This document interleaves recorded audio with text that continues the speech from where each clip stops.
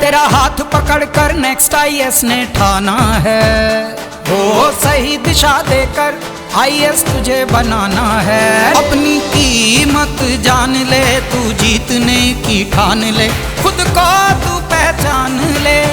आपके सपनों को साकार करने के लिए नेक्स्ट आईएएस लेकर आया है नेशनल स्कॉलरशिप टेस्ट। पाएं 100% तक की स्कॉलरशिप।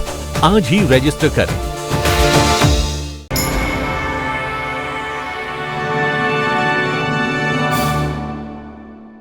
हेलो फ्रेंड्स, मेरा नाम आकृति सेठी है।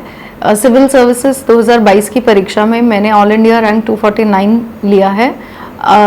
मेरी स्टोरीज आपने बहुत सारे प्लेटफॉर्म पर सुनी होंगी, जिसमें मैंने अपनी पिछले 5 साल की जर्नी को एक्सप्लेन किया है कि कैसे मैंने 5 साल प्रीलिम्स फेल होने के बाद छठे अटेम्प्ट में अपना प्रीलिम्स क्लियर किया। बट ये वीडियो उन स्टोरीज से और उन वीडियोस से अलग है, बिकॉज इसमें मैं अपनी प्रीलिम्स की क्या गलतियां थी स्पेसिफिक टू प्रीलिम्स, और बहुत सारे लोग जो हैं वो प्रीलिम्स से डरे हुए हैं कि प्रीलिम्स तो हो ही नहीं सकता। प्रीलिम्स एक ऐसी स्टेज है जिसमें एलिमिनेशन हो रही है, और प्रीलिम्स एक ऐसी स्टेज है जिसको इंटेंशनली टफ बनाया जा रहा है। तो वो सारे फियर फैक्टर्स को दूर करने के लिए क्या क्या गलतियां हैं जो मैंने की और क्या गलतियां हैं जो आप लोगों को नहीं करनी चाहिए, उस पर बात करेंगे आज। सबसे पहले तो मैं अगर अपनी जर्नी को 3 फेजेस में डिवाइड करना चाहूँ, इन 5 साल की जर्नी को, तो फेज़ 1 तो मेरा वो था जिसमें मैं 2017, 18, 19 जिसमें मैं ये समझ रही थी कि मुझे तैयारी कैसे करनी है। मैं सोर्सेज अपने ढूंढ रही थी, मैं समझ भी रही थी कि क्या पढ़ना है क्या नहीं पढ़ना, क्या सिलेबस है, क्या टॉपिक्स हैं, क्या कॉन्सेप्ट्स हैं।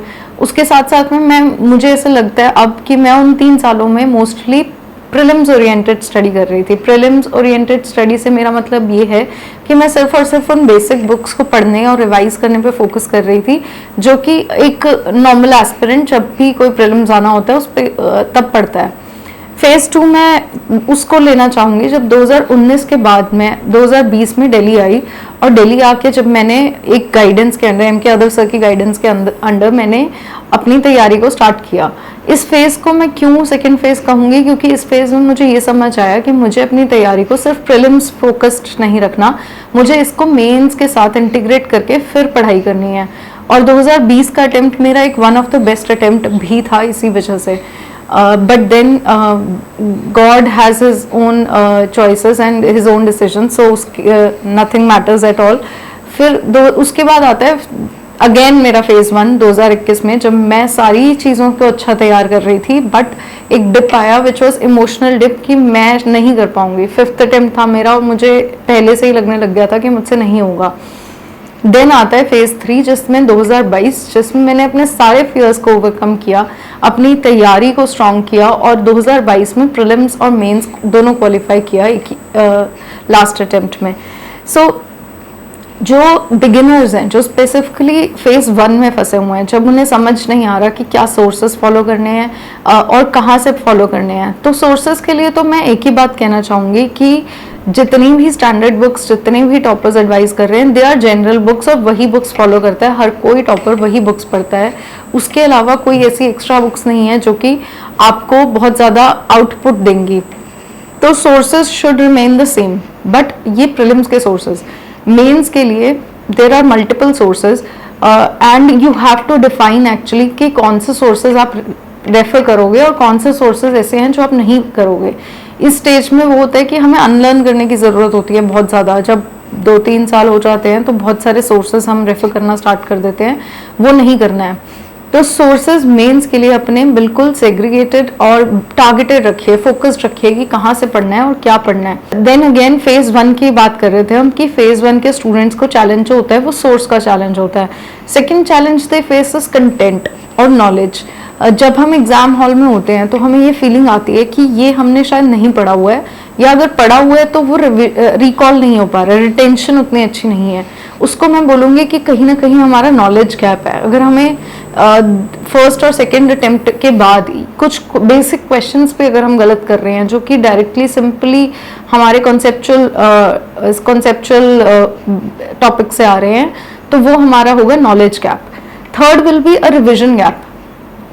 कि आपने पढ़ा सब कुछ है, बट वहाँ पे ऐसा लग रहा है कि दिस स्टेटमेंट, मैंने ये स्टेटमेंट कहीं से सुनी है बट याद नहीं आ रहा कहाँ पे सुनी है। ये होता है रिविजन गैप। इसको आइडेंटिफाई करना और नॉलेज गैप को आइडेंटिफाई करना, ये दोनों डिफरेंट चीज़ें हैं। मोस्ट ऑफ द स्टूडेंट्स जो फेज 1 में है उनको ये 2 गैप ज़रूर फील होते हैं, और उसके बाद थर्ड और मोस्ट क्रुशियल जो है, जो हम कोई भी आइडेंटिफाई नहीं कर पाता कि हमारी सबसे बड़ी गलती है, वो ये होता है कि हम प्रीलिम्स का मेंस की इंटीग्रेटेड पढ़ाई नहीं करते हैं। तो ये 3 मोटे मोटे गैप्स हैं जो मुझे लगता है कि हर एक प्रीलिम्स के फेलियर के पीछे होते हैं। अब नॉलेज गैप को कम कैसे करना है? आपको अपने सोर्सेज को डाइवर्सिफाई, मैं ये नहीं कहूँगी कि एक टॉपिक के लिए आपको मल्टीपल सोर्स पढ़ने हैं, बट आपको सारे टॉपिक्स कॉम्प्रिहेंसिवली कवर करने हैं फ्रॉम द डिफरेंट सोर्सेज जो भी रिकमेंडेड हैं बाय द टॉपर्स।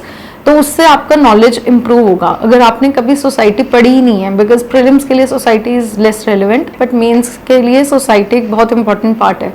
तो अगर आपने सोसाइटी कभी मेंस के लिए पढ़ी ही नहीं है और some question comes in prelims जो कि सोसाइटी के पार्ट से डायरेक्टली और इनडायरेक्टली रिलेटेड है, तो आप उस टॉपिक को आंसर नहीं कर पाएंगे। तो this is your knowledge gap. आपको अपने नॉलेज को इंक्रीज करना है, आपको कॉम्प्रिहेंसिवली मेंस के वो सारे टॉपिक्स पढ़ने हैं प्री से पहले ही, जो कि मेंस में आते हैं, मेंस के सिलेबस के अकॉर्डिंग है। So this is how you will cover your knowledge gap. June के बाद से दिसंबर तक का टाइम जो आपके पास है, whether you are clearing your prelims और नॉट, ये जून टू दिसंबर वाला पीरियड इज कि आप अपनी कॉम्प्रिहेंसिव इंटीग्रेटेड मेंस और प्रीलिम्स की पढ़ाई जरूर कीजिए। ये वो टाइम है जब आप मेंस के लिए अच्छा पढ़ेंगे तो आपको आउटकम मिलेगा प्रीलिम्स के लिए।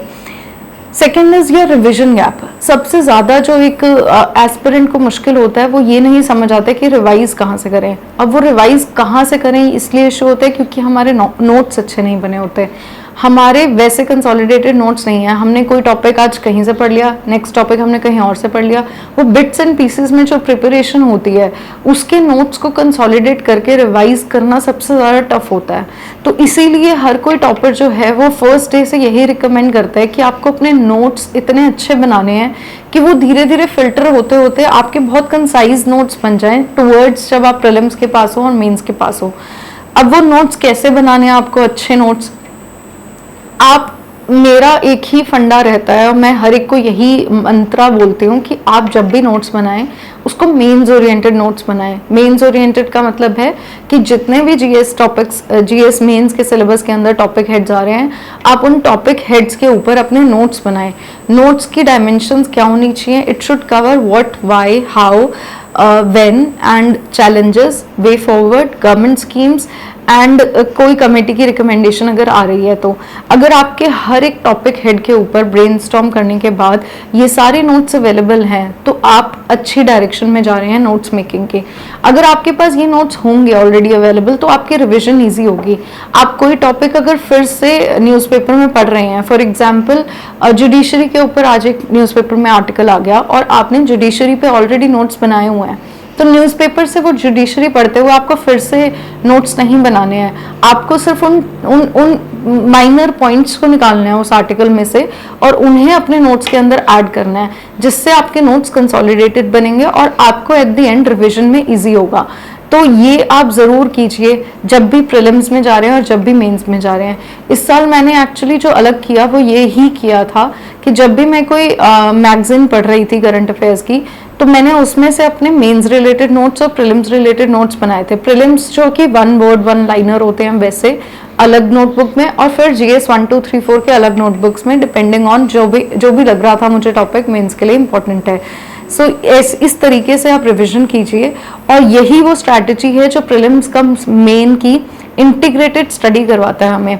अगर आप आज से अपने ये नोट्स बनाने शुरू करेंगे तो आप मेंस की तो पढ़ाई कर ही रहे हैं, बट अपनी कॉम्प्रिहेंसिव नॉलेज को भी इंक्रीज कर रहे हैं जो प्रीलिम्स को क्लियर करने के लिए रिक्वायर्ड होती है।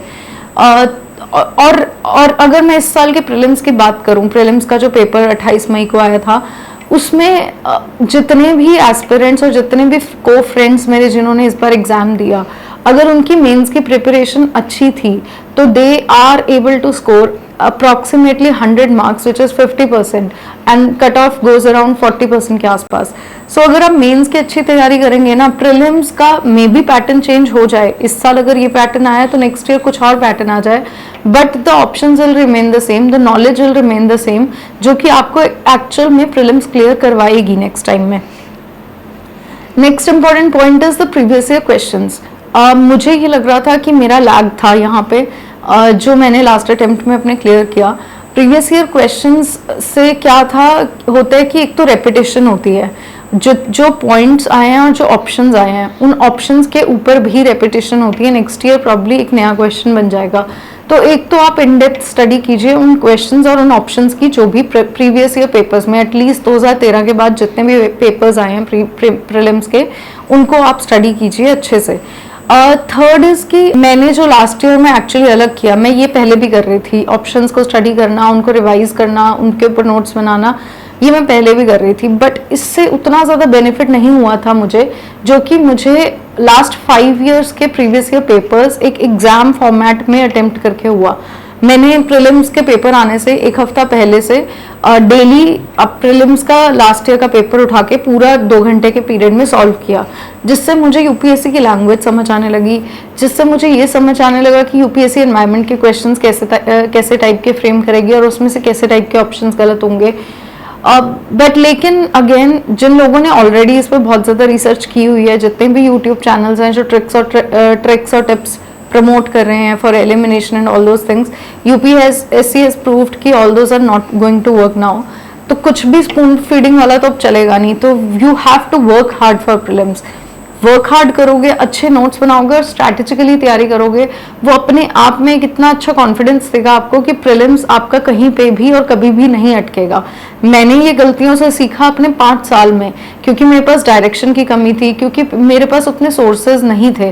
बट अगर मैं कुछ सिखाऊंगी आपको तो वो यही सिखाऊंगी कि ये गलतियां दोबारा मत कीजिए, क्योंकि इन गलतियों से आप मे भी कुछ चीज़ इंप्रूव कर लेंगे इस साल, अगले साल कोई और सब्जेक्ट इंप्रूव कर लेंगे, बट एक कॉम्प्रिहेंसिव इंप्रूवमेंट आपकी तभी होगी जब आप इन सारी गलतियों पर काम कर लेंगे. तो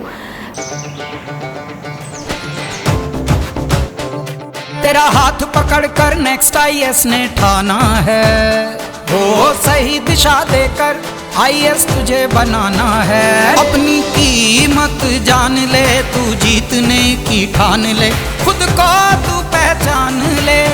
आपके सपनों को साकार करने के लिए नेक्स्ट आईएएस लेकर आया है नेशनल स्कॉलरशिप टेस्ट. पाएं 100% तक की स्कॉलरशिप.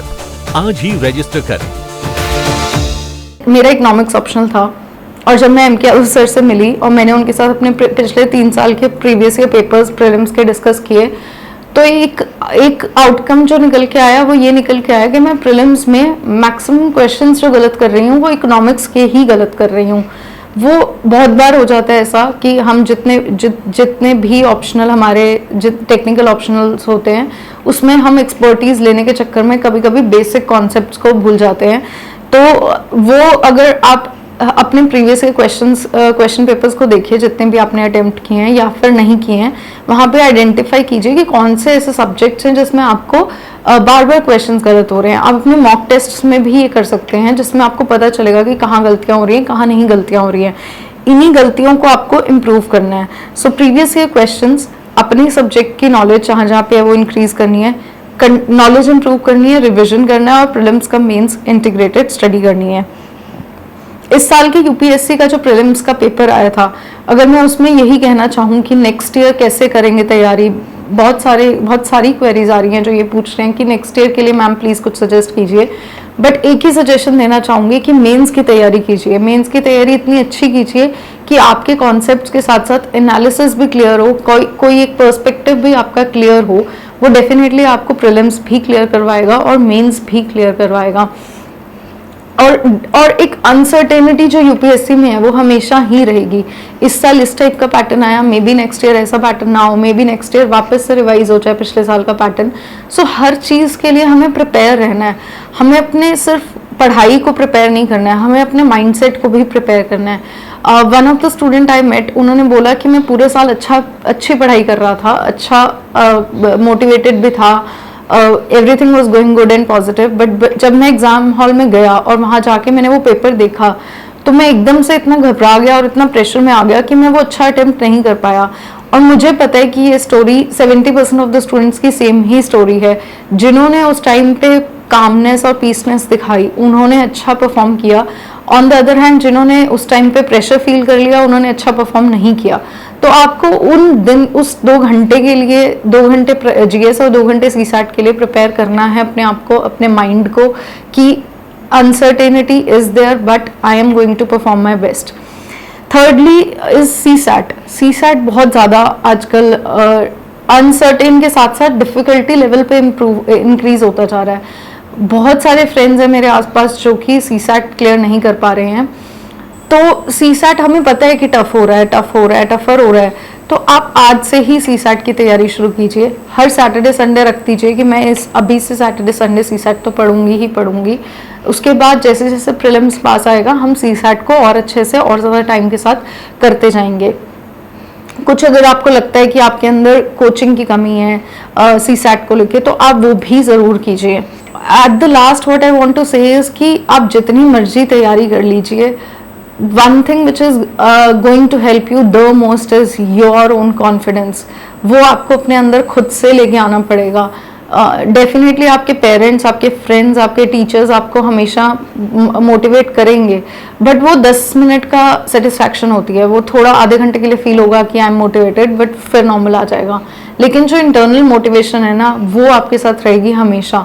तो कॉन्फिडेंट रहिए, ये सोचिए कि मैंने तैयारी क्यों शुरू की थी। हर्डल्स तो आएंगी, it is not an easy exam, after all it is not an easy job to perform. IAS is a very crucial part of our system, तो वो बनना उतना ईजी तो डेफिनेटली नहीं होगा। तो अपने माइंड को प्रिपेयर रखिए और हैप्पी रहिए, खुश रहिए। फिजिकल फिटनेस पे बहुत ज़्यादा ध्यान दीजिए, कोई भी स्पोर्ट्स परस्यू कीजिए और ज़िंदगी जिए अच्छे से। With all these uncertainties in mind and with a good calm peaceful mind, I definitely am sure कि आप लोग prelims में definitely अच्छा करेंगे। So all the best to you all and thank you DKT for giving me this platform to share my prelims strategy and my prelims mistakes with you all. Thank you to all of you and all the very best for your future.